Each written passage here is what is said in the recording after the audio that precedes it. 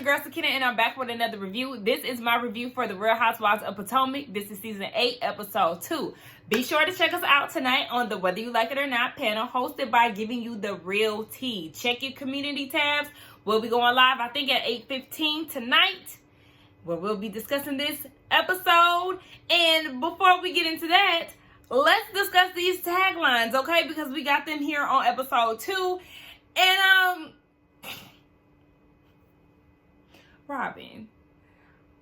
Robin, I just took a DNA test.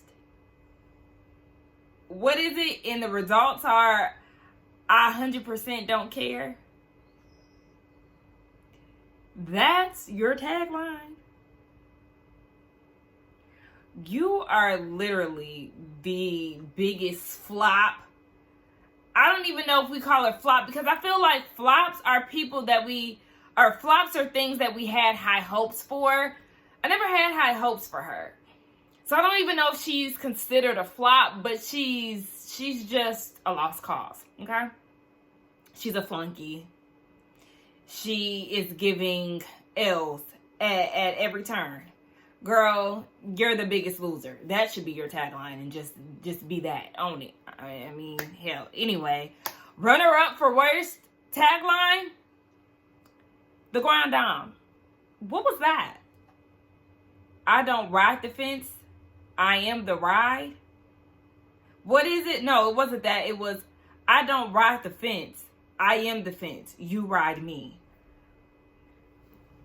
In your head, that made sense. Cause what is that? That was trash. Girl, I don't know who advised you to use that, but they don't have your best interests at heart. Shockingly, my top 2, I'm gonna say top 3, okay? Because there's a lot of housewives in this franchise at this point. I think we got like 8 ladies or something. Mia, I like that. She's not number 1 though. She's like 3. Mia, I did like that. Coming at number 2, Jazelle. I'm no angel, but give me a little grace and you will adore me. That is cute. That is a cute way to incorporate her daughters, and which is the best way that we like to see Jazelle. You ate that. I love that. But, you know, my number 1, Dr. Wendy. I love Wendy, okay? It is what it is. I know she has, she's going to run with the professor thing. That's fine. But you know what? I like the way that she always keeps it fresh for us.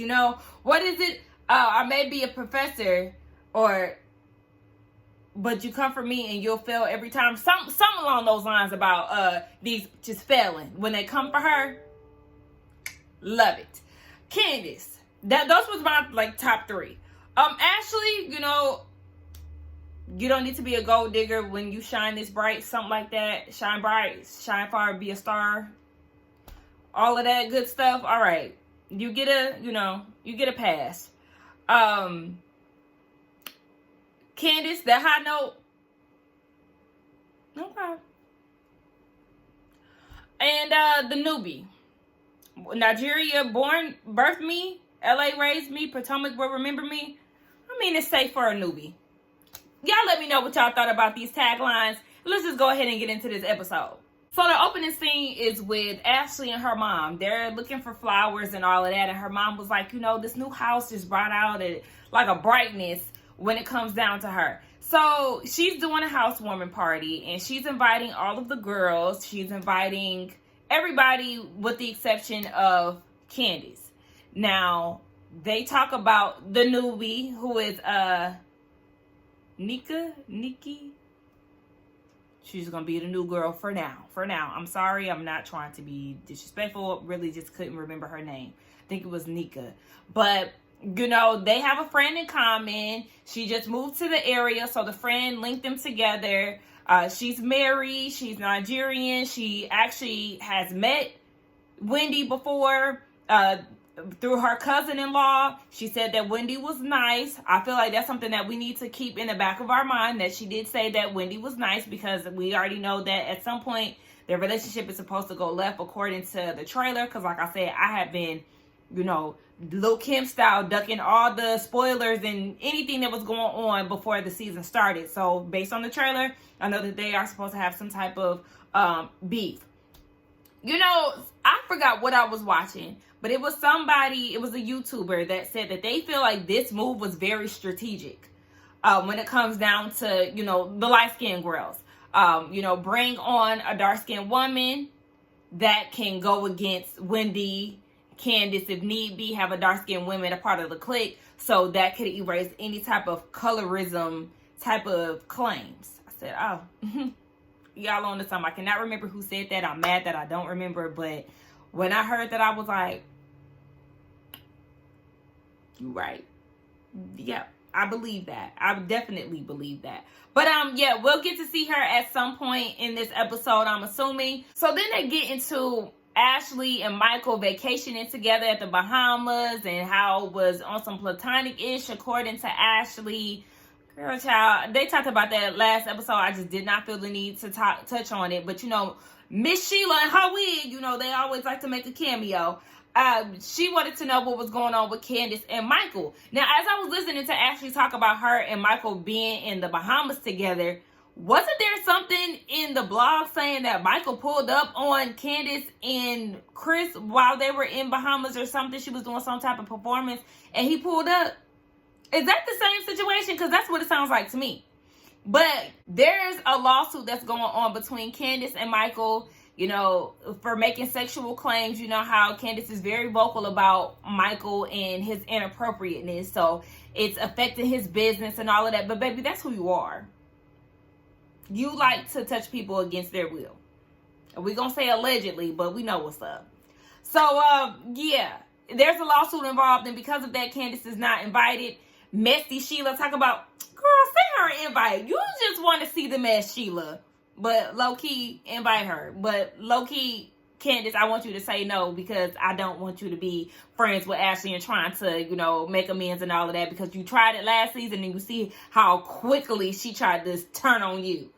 And it's just funny how people make comments like, there's not enough sage in the world for me to invite Candace. Ashley, did you forget that you wronged her? Miss Pendulum Swing and all of that? Let's see Mia and Karen. They meet up. You know, Mia wants to apologize for the things that she said last season, basically trying to insinuate that Karen was a... So they meet up, and Karen's whole thing is, you know, I've never done anything to betray you like this. I said to betray you like this. And Mia's like, I mean, but how did I backstab you? Girl, you know what you did. You was kicking with Sharice and them when they was talking about her being, you know, a drunk, loose woman out here in these streets. And then you said that you heard from somebody that she was in Vegas, or was it the Vegas situation? You heard that she was out with somebody. And Karen took offense to that because you are coming for her institution, okay? Her institution is more than just Ray, but you are coming for Ray and everything else. She told Mia that she didn't respect the girl code. I said, girl code? And then she was like, because, yeah, you didn't consider my husband and all the things. I said, Ray is not a part of girl code, sis. Girl code is the code amongst the women, not amongst your institution, your marriage, sis. So with that being said, was there a little truth to this? Because, you know, we already got the blue eye speculations. They got you in your bed out in Vegas. Now you telling me that she went against girl code.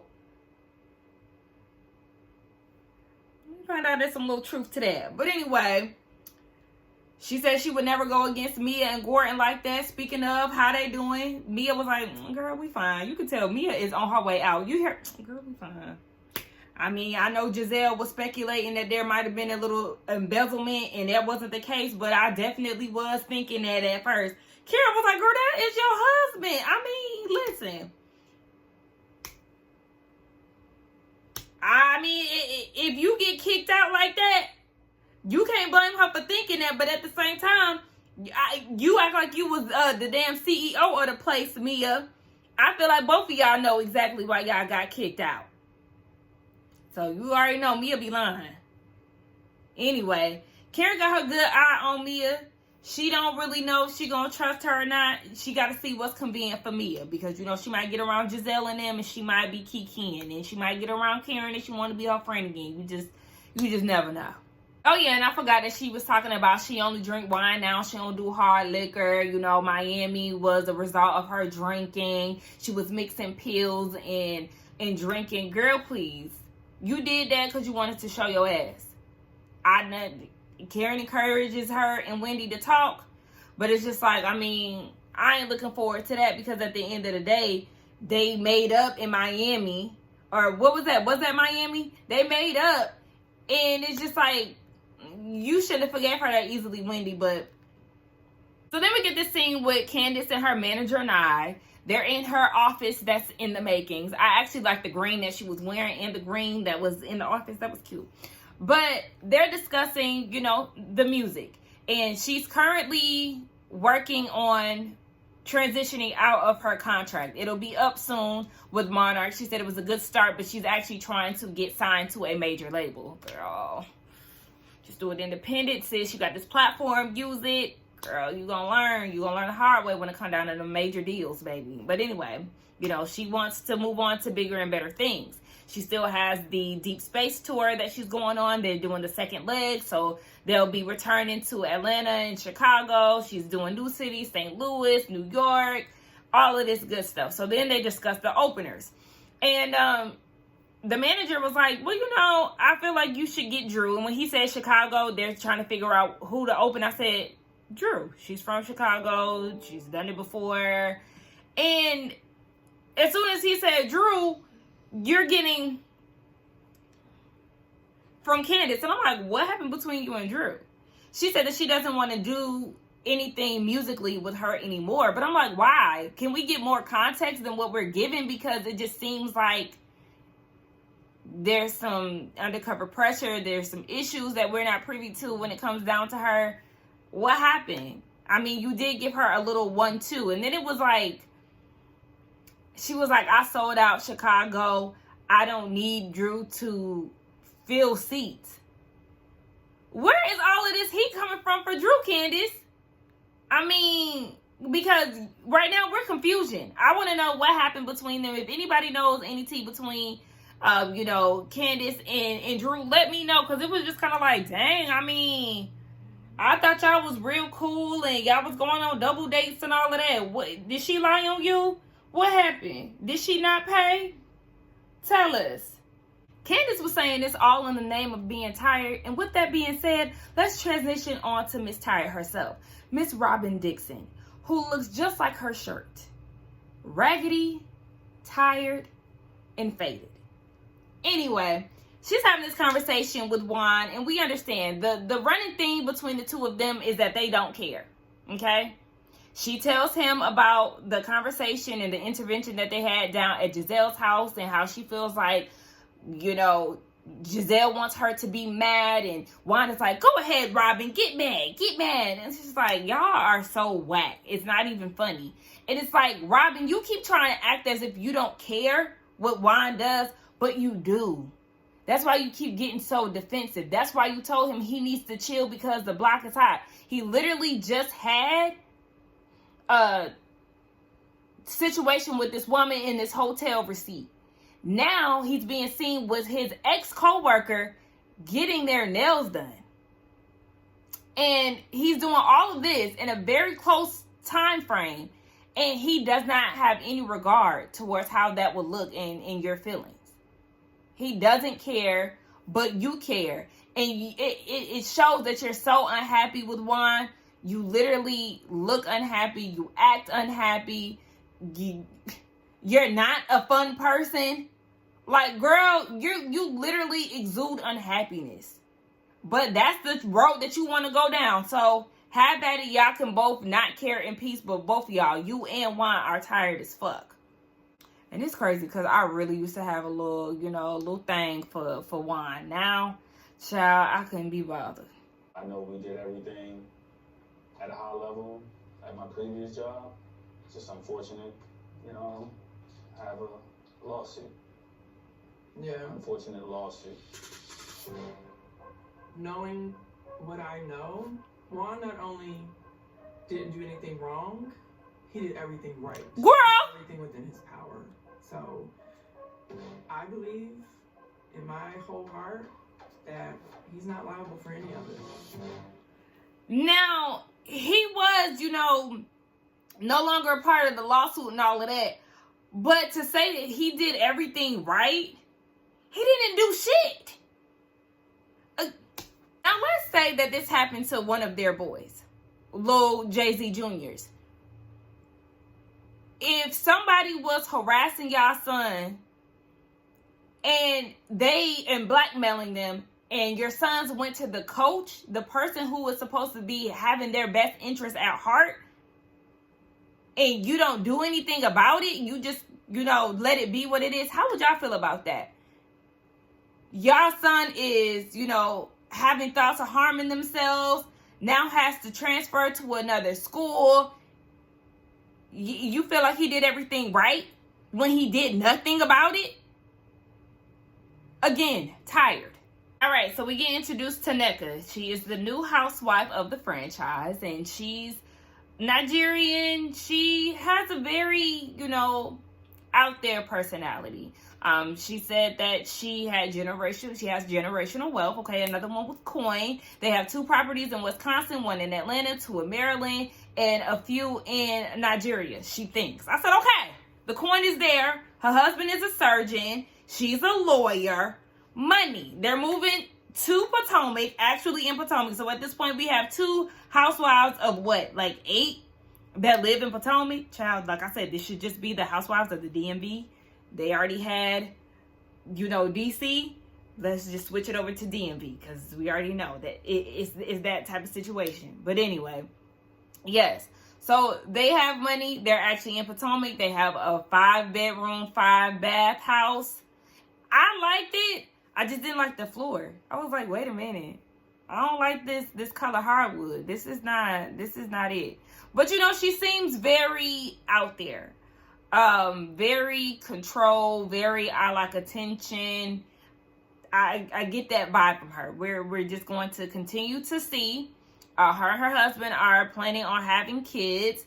She's, tracking her cycle, her ovulation. She's taking prenatal vitamins with champagne. I said, girl, just take it down with some water, okay? But anyway, we got her introduction, so let's just see how she delivers. So then we see our Nigerian queen, that is Dr. Wendy herself, and she's at a studio with a producer. She's actually getting ready to do a talk show. And I can see that. She says she is multi-hyphenated, okay? She is a mother, professor, talk show, all of these things, okay? So she wants to have a show that discusses politics as well as things that you would talk to your friends about. And I love this idea. Even the way that the studio was set up, you have sitting areas, you have a kitchen. She said if she wants to have Yvonne Orji on, they can make a Nigerian dish. And I was like, I can see this. I like this route compared to the lounge route. Not saying that she can't do a lounge, but this is more of her lane. I absolutely love it. She says she wants to eventually, get a deal with a major network. Bravo, Netflix, HBO, whatever the case may be. Love it. She was talking about the name. She was like, what about Zen Win? And I was like, I don't know about Zen Win. So then they decided to go with Wine with Dr. Wendy. I think that's what it was. Wine Down with Dr. Wendy. It was something along those lines. But I'm excited to see how this actually comes into fruition. Shout out to Dr. Wendy because this right here, this is what I want to see.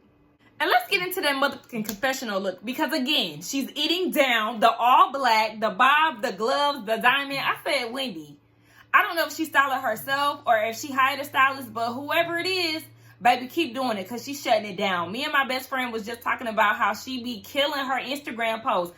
Wendy be looking good, okay? And I love it.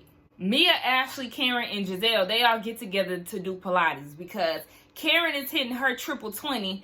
As soon as she said that, I was like, oh, yeah, she getting ready to be 60. So, she's trying to take care of her health because her mother has some health complications and all of that. So, she said that she has 5% calcium, a calcium deposit in one of her arteries. And, she had built it up to be something super major. And she was like, don't worry, calm down. And it's just like, girl, okay. You got a little costume build up, girl. It's okay. All right. It's nothing that, can't be reversed. So do what you got to do. It's Karen. She got to judge it up a little bit. So after they get done working out, Mia goes to the bathroom and Jazelle asks Karen, what's going on with you and her? They had a conversation. Karen told her, don't come to me with rumors that aren't truth. So Jazelle was like, okay, well, speaking of that, we had a sit down, Ashley and I, with Robin. And, with all the things that are going on, all the rumors spiraling around, we wanted to make sure that she was okay. So do you think that you're going to give her an apology? Because that was a rumor. You said that Ron was walking around Georgetown with some woman that looked like you. And she was telling the truth. If you get on Twitter and you see the picture of Juan and Coach Bree looked like Raven's little sister. That looks like Karen. And it's crazy because it was like we all thought that Karen was lying and that she was, doing the most. Coach Bree looked like Robin. I mean, not Robin. Robin said that Coach Bree looked like her. No, she don't. She looked like Karen.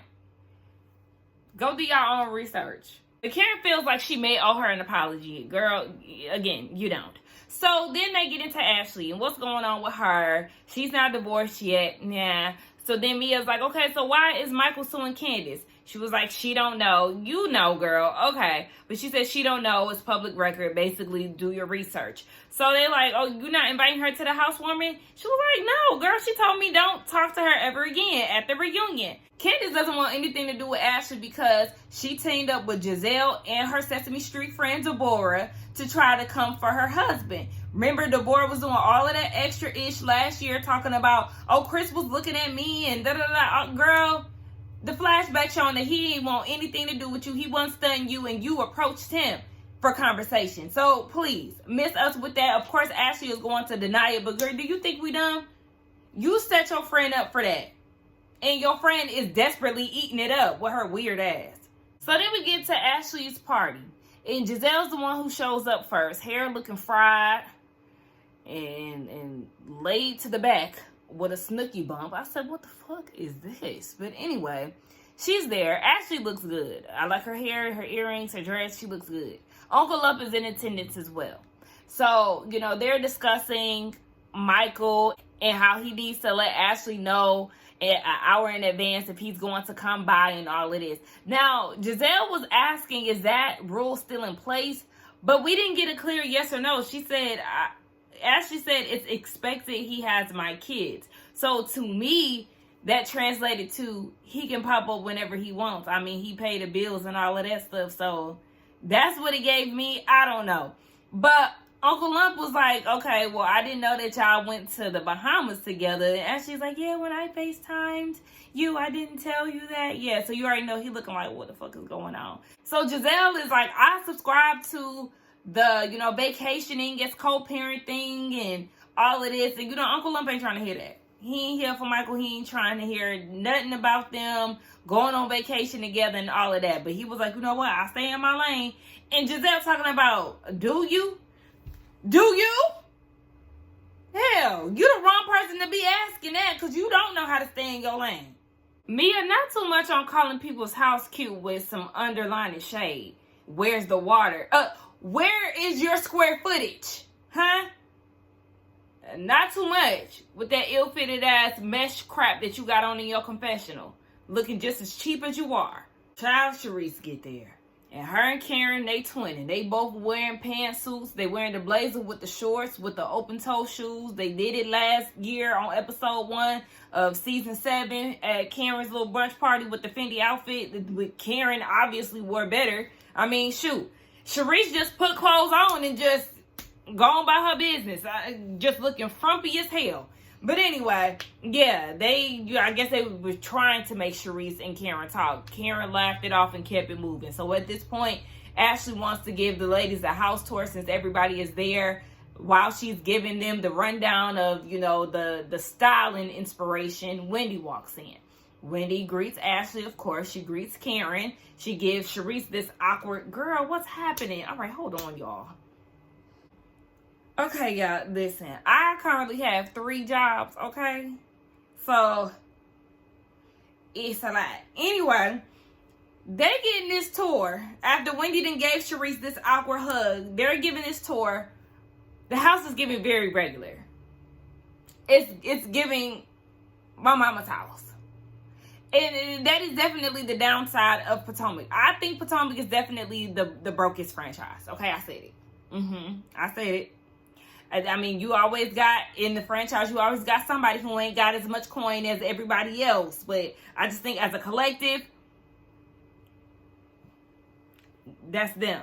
Anyway, some of the decor is very throwing me off. Why are the boys sharing a room? They don't have enough rooms because that room that you tried to make your closet, I was like, girl, I hope this is not your closet, because it don't even have no shelves or nothing. You just got the little rack, just one rack that you can just tote around. Girl, what is that? I think you should have revealed the tour once the house was, well, shit, I guess it is done. So yeah, the girl, I mean, shout out to her house. I'm not knocking it at all, but I'm just saying, like I said again, with Housewives, this is very regular. This is very much so something that I could obtain. Now, after that and came down from upstairs, we get somebody that we don't want to see on our TV. And I was with Wendy. Baby, the look that Wendy gave when Deborah walked through, I said, child. Wendy said, this is not a children's party. The entertainment that came early. Oh, why is you here? Okay, because what's going on? So everybody goes back to the backyard, and Nneka, I think that's how you pronounce her name. God, I don't understand why I keep struggling. I'm very particular about people's names, so I'm literally not trying to be dismissive of her or anything, but I think it's Nneka. She arrives. Production asks Wendy, has she met her before? Wendy says she's seen her in passing, okay? The story is definitely different from the two of them. It seems more from Nneka's side that they had some type of interaction. According to Wendy, basically she's barely a familiar face, but you know, bottom line, we do know that they have seen each other before. So they bond, the two ladies bond over being Nigerian, both being Igbo, so you know, that's a plus, right?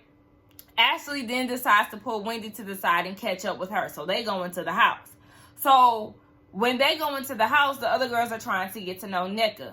Now, Wendy is telling Ashley, you know, you my girl, but, you know, sometimes I'm going to have to get on you because, you know, I do want to let you know that you do make me feel like I matter within this group, blah, blah, blah. But, you know, girl, when it come down to it, that whole Deborah debacle with Happy Eddie and all of that, I'll just want to make sure that if the opportunity presents itself, you won't stab me in the back.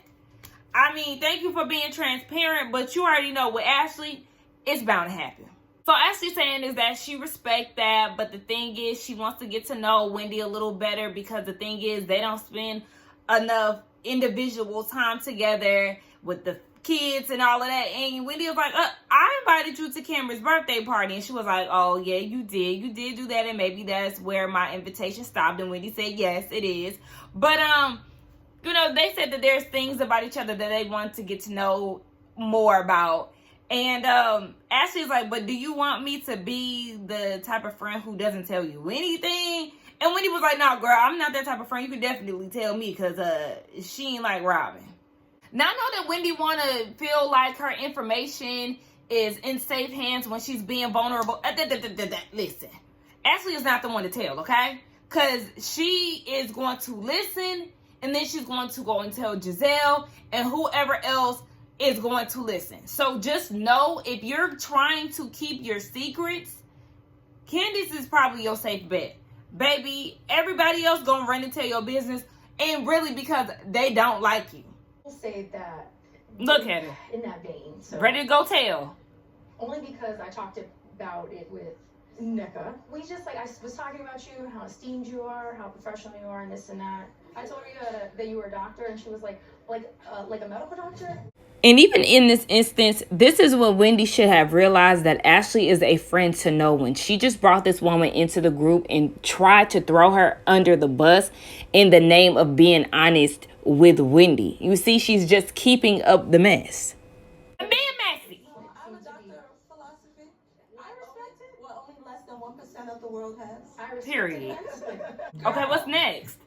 Let me tell Ashley is messy as fuck. And at this point, it's very sad to see that these women are clearly about to be, going against each other because of Ashley and her enjoyment of the mess. Because then they bring up this whole Oshu situation and how the Wendy's family is cursed. And so, she's asking Nneka about this. Ashley is. And Nneka is like, well, yeah, she's giving a little background history on it. She was like, I mean, it's abolished, but she's not saying anything disrespectful to Wendy or her family. She's just giving, the background history of, what it means. And Ashley goes and tells Wendy, oh, she was saying that Oshu was terrible. And even production is like, the way that you brought it back to Wendy was as if Nneka was talking shit. And that wasn't even the case. And actually, they think that this shit is cute. Oh, well, I mean, that's how I heard it. No, you heard what you wanted to hear. You're putting spice on it, as we know that you and your mentor, Jazelle, loves to do, and making matters worse than what it needs to be. So at this point, Wendy is feeling some type of way about what Nneka is supposedly saying by word of Ashley, the damn shit stirrer. And it's like, okay, I hate to see this because now it's about to be, Nigerian to Nigerian. How dare you come at me like this? But it all could have just been so simple. They could have been Nigerian sisters, and hopefully at the end of the season, we'll see something different. But from what I've seen, Ashley was the one who brought up the article. I don't know if Nneka did or not, but it definitely seems on brand for Ashley to do. And so this whole thing just got screwed up and put out of context, all because we have a show to do and Ashley loves the mess. But anyway, I think the episode was good. Let me know what y'all thought about it. Let's get down in the comments and talk. Don't forget to like, comment, and subscribe to my channel, and I will see y'all in the next one. Oh yeah, and another thought that I have too is like, here Wendy is again, kind of being outcasted because Candace is not there. Candace is doing shows and all of this. So it's like, it would have been better if they would have gotten a friend of Wendy's to be a part of the cast, or at least a friend of, because this is giving very reminiscent of last season when they went to Miami, and you can clearly tell that Wendy did not want to be around, and then she ended up being outcast because Mia wanted to act a fool. Anyway, bye y'all.